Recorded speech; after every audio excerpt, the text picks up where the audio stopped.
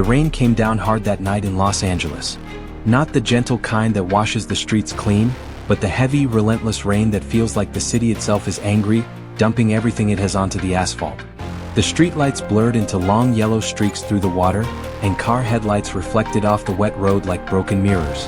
David Beckham pulled the hood of his jacket tighter around his neck as he walked alone along the sidewalk. He had just left a small community soccer center on the edge of the city, a place most people passed without noticing. No cameras, no press, no fans waiting behind barricades. Just kids from immigrant families, playing barefoot on worn turf, laughing as if the world had never taught them disappointment. Beckham preferred it that way. In places like this, he wasn't a global icon. He wasn't a brand. He was just a man watching children chase a ball, remembering who he had been long before stadiums and trophies defined his name. He took a deep breath, the smell of rain and oil rising from the street, and kept walking. Then it happened. A violent screech of tires tore through the night. Metal slammed into flesh.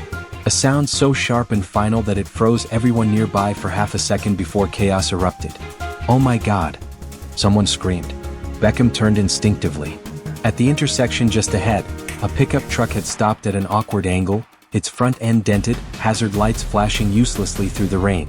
On the road in front of it lay a man, motionless, twisted unnaturally on the wet asphalt.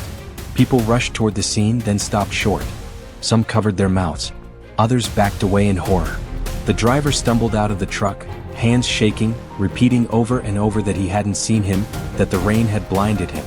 Beckham ran. He didn't think about who he was. He didn't think about safety or recognition or consequences. He just ran. When he reached the man, he dropped to his knees on the soaked pavement. Blood mixed with rainwater beneath his hands as he touched the man's neck. The pulse was weak, uneven, but it was there, alive. "Call an ambulance," Beckham shouted. "They're on the way," someone yelled back. The man's eyes fluttered open. Pain flooded them. Fear. Confusion.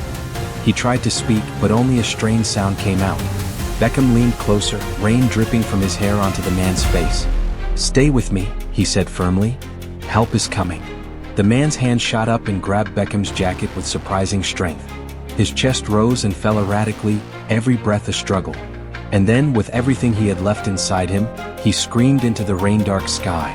"If God is real, why is he letting me die like this?" The words cut through the noise like a blade. For a moment, it felt as if the entire street fell silent. The rain, the traffic, the shouting voices, everything faded. Beckham felt the impact of that question slam straight into his chest. Suddenly, he wasn't on a rainy street in Los Angeles anymore. He was years younger, lying in a hospital bed, staring at a white ceiling, hearing a doctor tell him that his career might be over before it ever truly began, feeling his world collapse in slow motion, and asking the same question, quietly, desperately, with no one around to hear it. "What?" Beckham squeezed the man's hand tighter. He didn't preach. He didn't argue. He didn't offer explanations. He just said the truth, raw and unpolished. "I've been exactly where you are, and I'm still here." The man's eyes filled with tears. "I lost everything," he whispered. "My family, my faith, my life." "Then don't lose this too," Beckham replied softly. "Don't lose your chance to keep going." The distant wail of a siren finally broke through the rain. The ambulance arrived fast, tires splashing through water, paramedics jumping out and taking control. They stabilized the man, fitted a neck brace, worked quickly and efficiently. Before they lifted him onto the stretcher, the man pulled Beckham closer, his voice barely audible. "My name is Miguel." Beckham leaned in. "You're going to make it, Miguel," he said. "I'm not going anywhere." The ambulance doors slammed shut.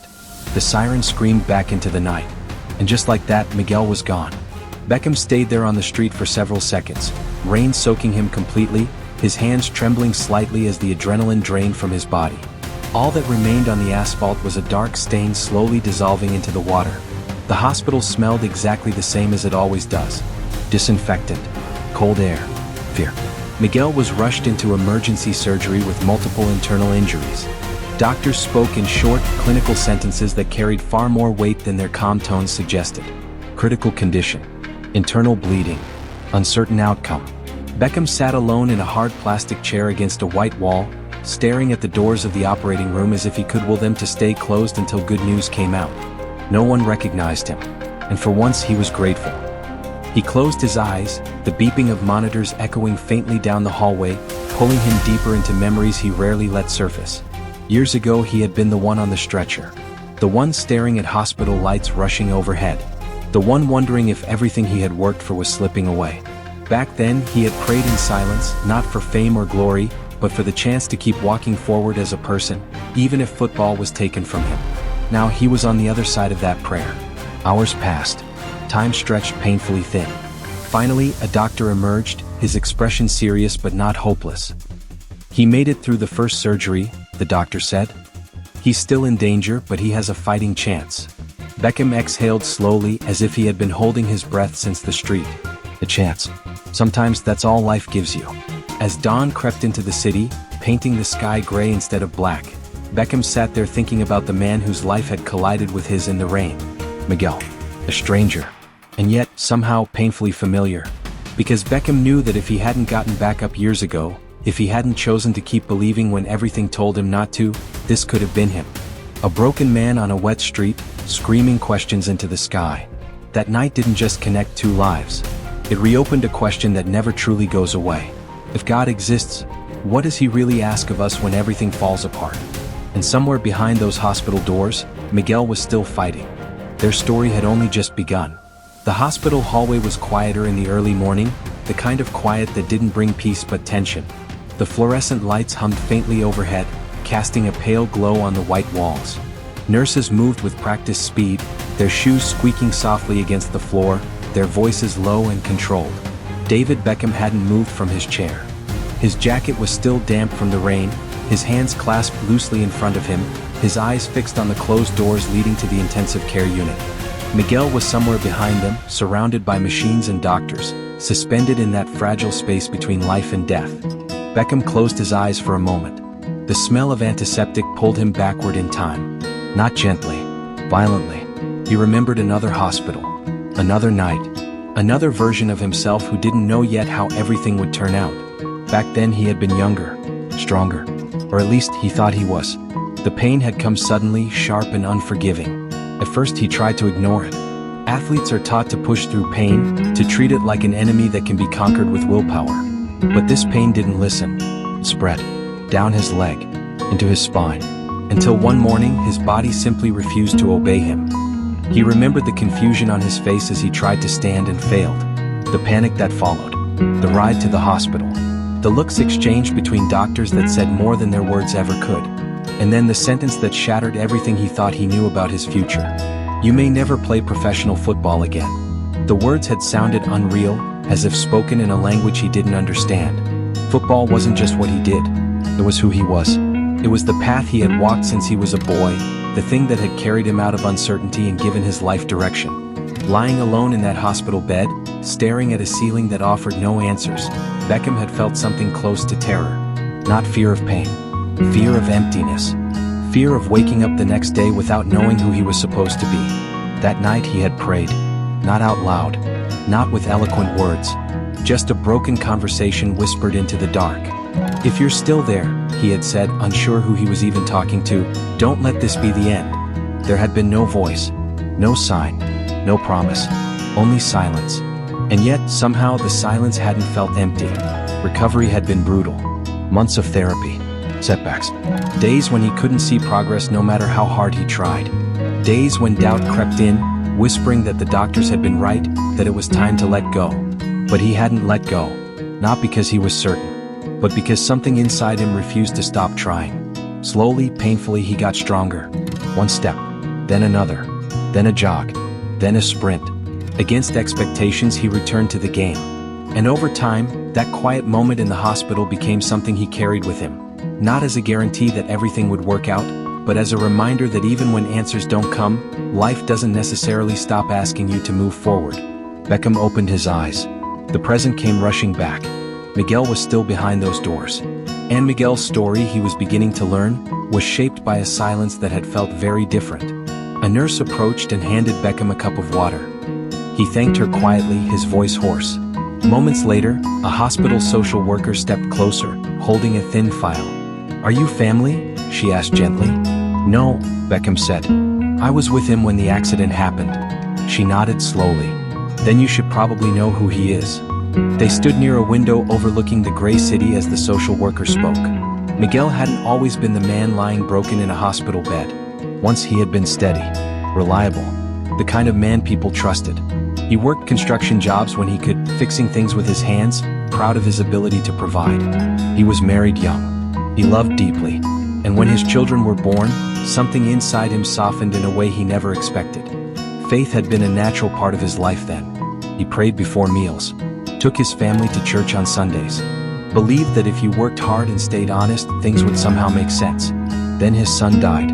A sudden accident. One moment laughter, the next silence. Miguel had stood in a hospital room, staring at his child's still body, waiting for something, anything, to happen. Nothing did. He prayed harder than he ever had in his life. He begged. He promised. He stayed up through nights that blurred into mornings, convinced that if he believed enough, something would change. But it didn't. The funeral came. The small coffin. The unbearable weight of finality. After that, Miguel tried to return to normal life, but the shape of it had changed.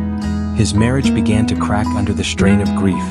Conversations turned into arguments. Arguments turned into silence.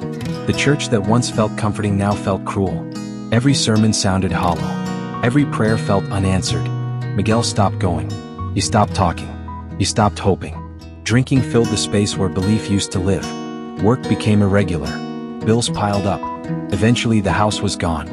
His wife left, taking their daughter with her, unable to watch him disappear any further. By the time he ended up on the streets of Los Angeles, Miguel no longer believed in God. He barely believed in himself. The social worker closed the file. "He lost his daughter too," she added softly. "Custody issues. She's been in state care." The words settled heavily between them. Beckham said nothing, because he could see it now. That scream on the street hadn't been about dying. It had been about everything that had already been lost. Later that day, Beckham was allowed into Miguel's room briefly. Miguel was awake, pale, tubes running from his arms, his face marked by exhaustion. His eyes flicked toward Beckham as he entered. "You're still here?" Miguel said quietly. "Yes," Beckham replied. "I said I would be." Miguel looked away toward the window. "You don't owe me anything." "I know." Silence stretched between them. Finally, Miguel spoke again. "Do you really believe?" he asked. "After everything?" Beckham didn't answer immediately. "I believe," he said slowly, "that I didn't make it through my worst night alone." Miguel let out a bitter breath. "I did." Beckham shook his head. "You survived it. That means something stayed with you, even if you didn't feel it." Miguel didn't respond. A tear slid silently down his cheek. And for the first time in years, he didn't wipe it away. Outside, the city continued its restless movement, unaware that inside those walls 2 men, strangers until a rainy night, were standing on opposite sides of the same question. One had chosen to keep walking. The other had stopped. And what would happen next would test whether stopping was truly the end, or just a pause. Miguel woke up to the sound of his own breathing. It was shallow, uneven, like his lungs were unsure whether they still wanted to cooperate. His chest felt heavy, as if something invisible was pressing down on it. For a few seconds he didn't know where he was. Then the ceiling came into focus. White, cracked slightly at the edges, and the steady beeping of a heart monitor filled the room. He was alive. That realization didn't bring relief. It brought confusion. Miguel turned his head slowly. Every movement sent a sharp reminder through his body that he had been close to dying. Tubes ran from his arms.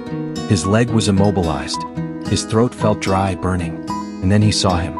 David Beckham was sitting in a chair near the window, his posture slightly hunched forward, elbows resting on his knees, hands clasped together. He wasn't sleeping. He was staring at the floor, lost in thought, as if he had been there for a long time. "You didn't leave," Miguel said quietly. Beckham looked up immediately. "No," he replied. "I didn't." Miguel swallowed hard. "Why are you still here?" Beckham stood up slowly and moved closer to the bed. "Because last night you asked a question that doesn't disappear just because the rain stops." Miguel looked away. "I don't believe anymore," he muttered.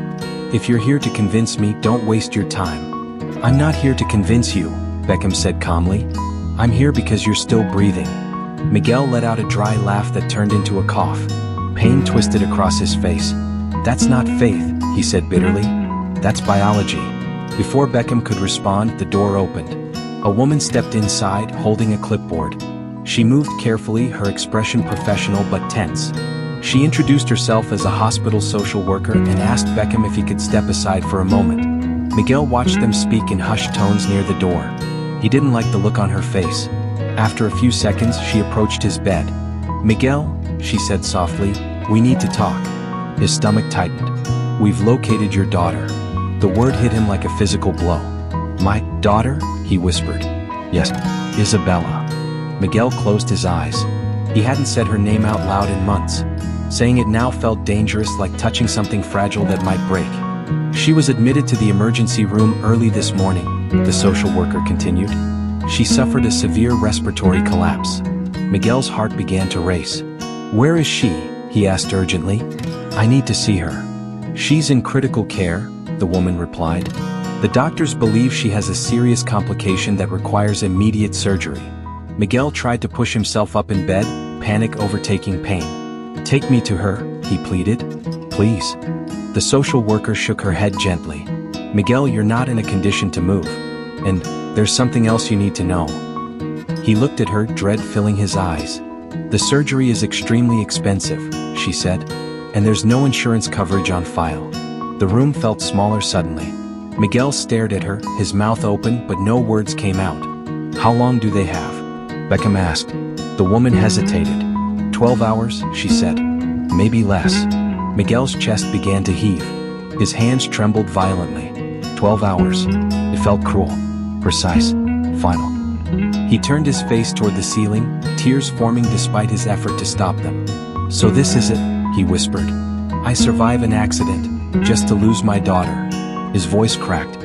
"I already lost my son," he said louder now, anger rising. "I begged God to save him. I stayed on my knees until my body couldn't take it anymore. And he did nothing."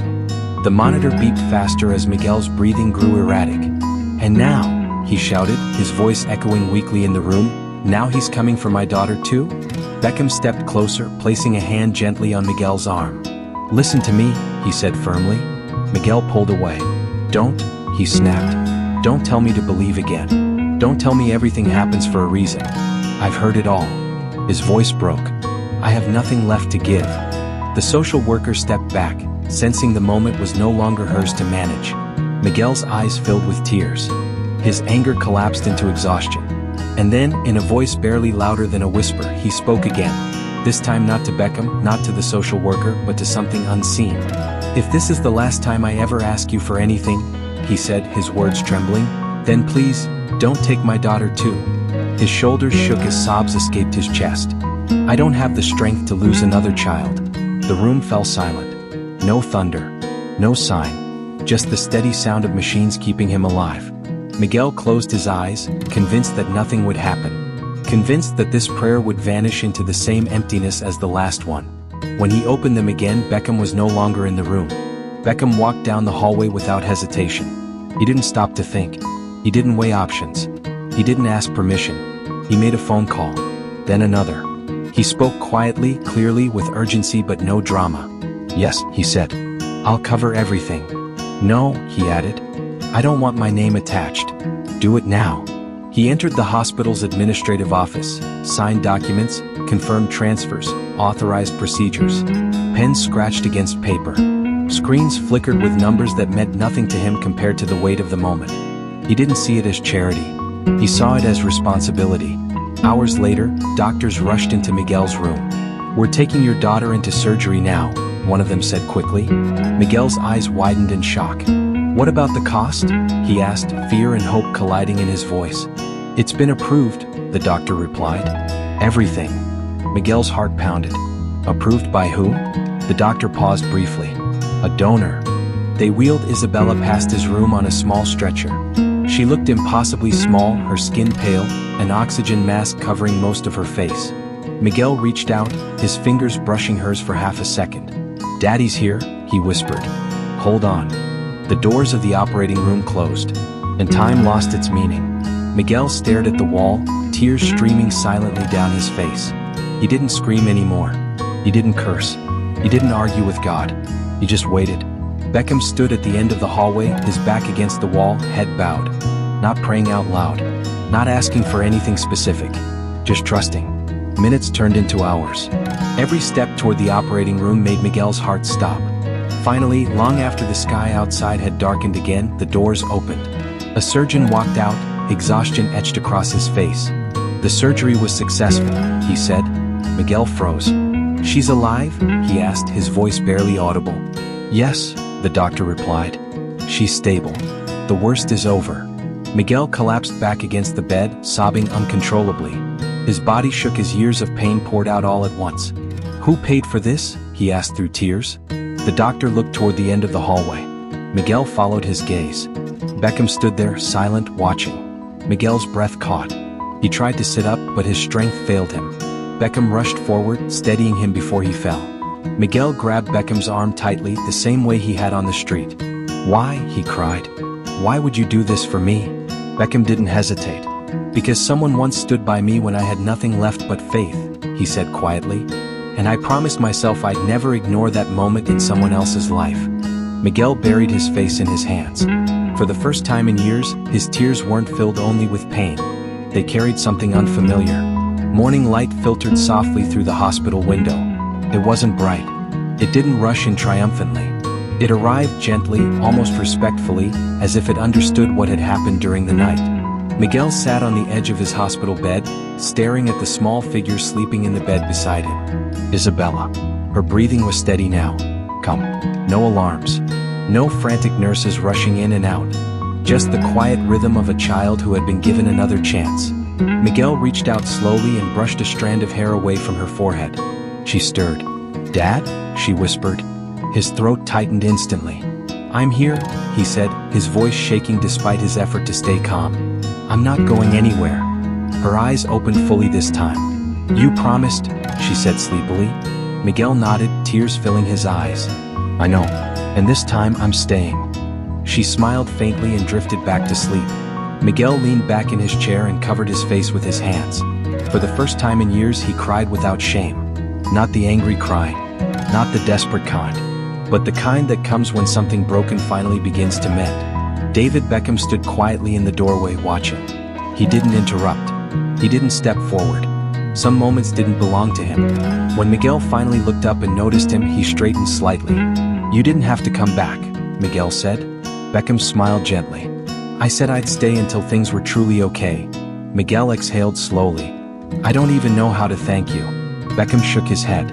"You don't thank someone for reminding you how to keep going," he said. "You just keep going." Miguel left the hospital a week later. He was thinner, slower. His body still carried the memory of pain. But he walked out holding his daughter's hand, feeling the weight of the sun on his face for the first time in a long time. The city looked different. The same streets, the same noise, but something inside him had shifted. The weeks that followed were not easy. There was no miracle that erased the past overnight. Miguel still fought the pull of alcohol. Still woke up some nights sweating, hearing the echo of tires screeching on wet pavement. Still felt guilt claw at his chest when he thought about the son he had lost. But now there was Isabella. And more importantly, there was purpose. Through a quiet connection, Miguel was offered a job as a night security guard at the same community soccer center Beckham supported. It wasn't glamorous. It wasn't high-paying.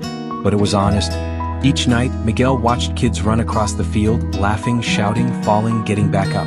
Sometimes Isabella sat beside him on the bleachers, swinging her legs. "Dad," she asked one night, "can I play too?" Miguel smiled, an unfamiliar expression on his face. "Yes," he said. "You absolutely can." In that moment, he understood something he hadn't allowed himself to believe in for years. The future still existed. Slowly, quietly, Miguel rebuilt his life. He stopped drinking. He fixed what he could with his hands. He worked. He showed up.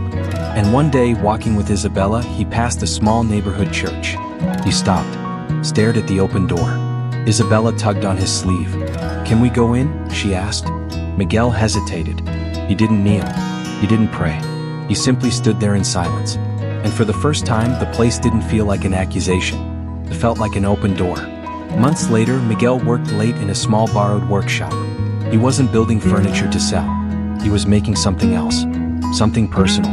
Something that carried memory, pain, and gratitude all at once. When he finished, he wrapped it carefully and waited. The next time Beckham visited the center, Miguel approached him. "I made something for you," he said. Beckham opened the cloth slowly. Inside were two small wooden soccer shoes, carved with care. Miguel swallowed hard. "One is for my son," he said quietly. "The one I lost." He pointed to the other. "And one is for my daughter, the one who lived." Beckham stared at them, unable to speak. "And both," Miguel continued, "are for the path that brought me back." Beckham closed his eyes briefly. "I don't deserve this," he said. Miguel shook his head. "I didn't think I deserved a second chance either." They stood side by side watching children play. Later that evening, Miguel walked alone to the intersection where everything had changed. The street was dry now, quiet. He stood there for a moment, then spoke softly into the air. "I didn't find God that night," he said, "but maybe He found me." He turned and walked home. A few weeks later, Beckham returned to the center with a small crew. Someone finally asked him why he kept helping people without recognition. Beckham looked out at the field. Isabella was running after the ball. Miguel was watching from the sidelines. And Beckham said, "I don't try to convince people to believe in God. I just try to live in a way that gives them a reason not to give up." He paused. Sometimes, faith begins by seeing that someone else didn't walk away. And then, as the video fades, a final message appears. If this story touched you, helped you, or reminded you not to give up, please like, share, and comment. Follow the channel for more powerful life stories, lessons, and human moments, told through the journeys of football legends and well-known figures. Because one story can change a life.